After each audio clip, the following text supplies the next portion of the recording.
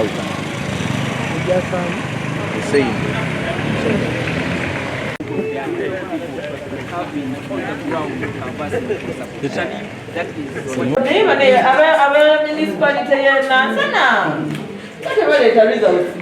nansana bamukubirako kati Hajati nangamba nti ajja amaliriza tuzamusota kigenda na miggo kati twandikubakubidde balekamiza okubagala zireka ku ssaawa 3 nga bamaze okubikwatamu by the way jemuseke wamu results bazikyusa kubanga tosaatuma wali DRA forms ojabangayo bweri ng'olwedde oli atudde mubi yeekobanye ne poliisi bali wali bali mu kukyusa mubuuziza abantu baliwo abajulizi abaliwo okuwa justification yaki yanyawo ayagala okubuuza wano Hajati ndi nayo bannange Nansana municipality ebintu byonga birwawo nnyo bannange owagiraani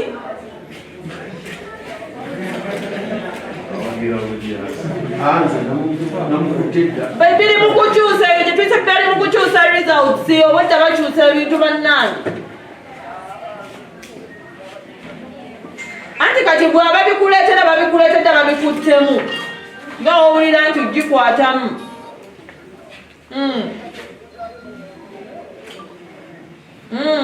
kati omuntu omu yaaliwaye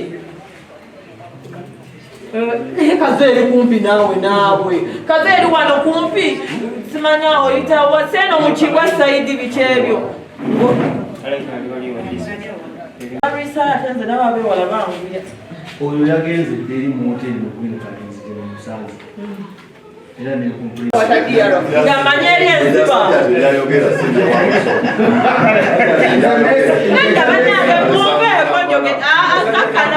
kabiwolereza naawe olinakwata DRA4 natandika okuva ku bantu bye bagambye abantu babaddewo abantu 20 abantu waliwo abantu 20 nga se oli ayongeddeko ne kawano ate namaana nateekako wana nembagamba how can errors be there constantly. Anyway, Museven tugenda beeyambulira abantu mwe mugeze mu bikolo. Banja Museven tugenda beeyambulira tubasere misana oba kuba kunamula mugeze mu bikolo bino ebyamazzi bye mukoze wano mujja kakasa. Daya akabiza akanakwata muka Museven nze nakaba neŋŋamba nti omalako kwatemu tugenda balawa misana nze mbabuulidde tetugenda abonera bwereere bino bye mukyusa DRA forms ne muzikyusa ne muzifungula ne muzamba era mwe aba opposition mwe abateeso bikola ate nga tutegedde buli kanyomero gye babikolera mujja kakasa ye ng'otuddeawo kyekigaali ninda bulubaga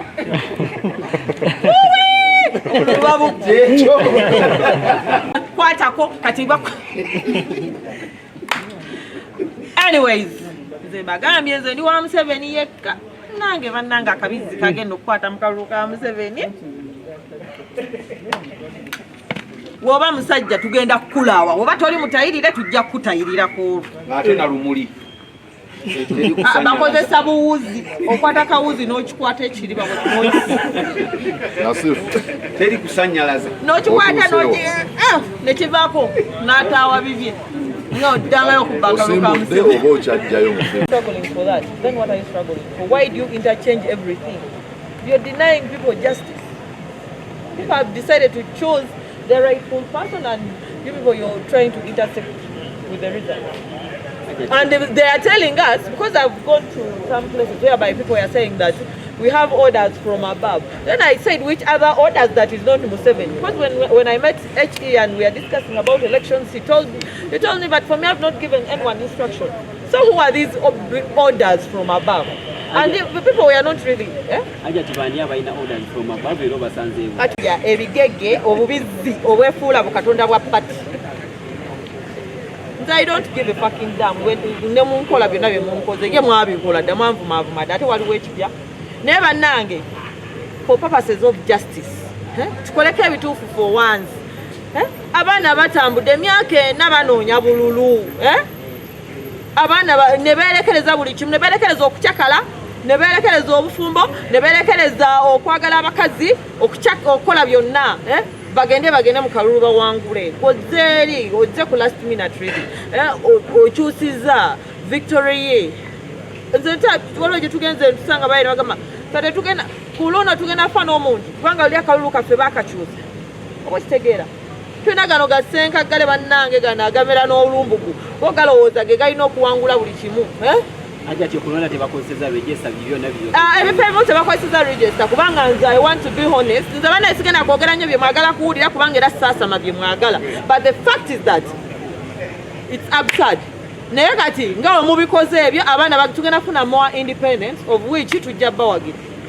era nenu opposition ejja kujja nyingi kubanga mmwe mulwana Museven mumuwadde ebikonkoligo mumuwadde ebifyonko mumuwadde ebisonsokole byebisiriiza bye mwagala bijje wali eri babikuba obululu tubitegedde nti mubikoze byonna naye tugenda kuwagira abantu abatuufu abagenda okuba opposition kubanga nze sifaayo newe bangoba ate kuva ddamba ndya ko naye kikoleko amazima nze wema nkoze mobilization for quite a while sisobola kwonoona mukisa gwange kutuuka kukwekobaana ntuuka okumobilizinga abaana nga tebakyayagala kuwulira nga bagamba kalulu byange Namyalo Huse Hajati Namyalo the one and only sebigambo bya NBS akubbira kwagamba kubadde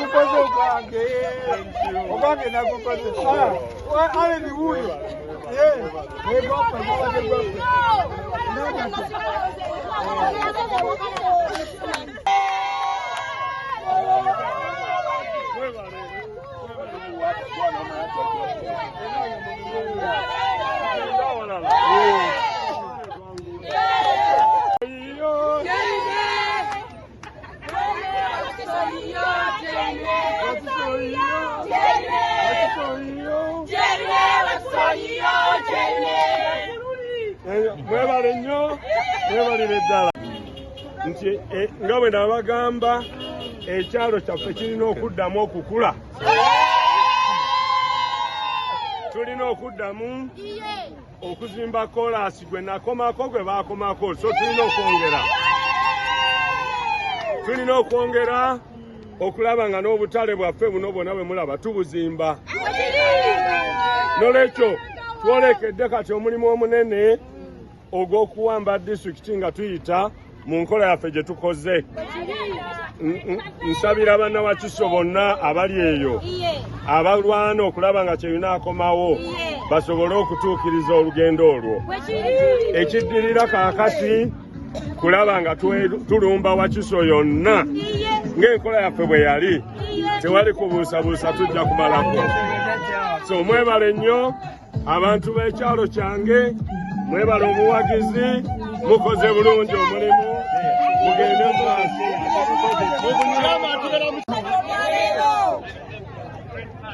abakedde ku kyaleero okulonda akalulu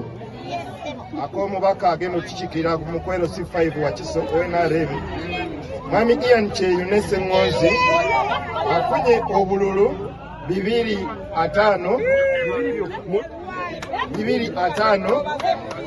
Nakabale Patrick tafunyeewo Haji Hussein Busajja tafunyeewo mwami Mpanga Fred Kigongo Salo tafunyeewo so nangirira mwami Kyeyune Ian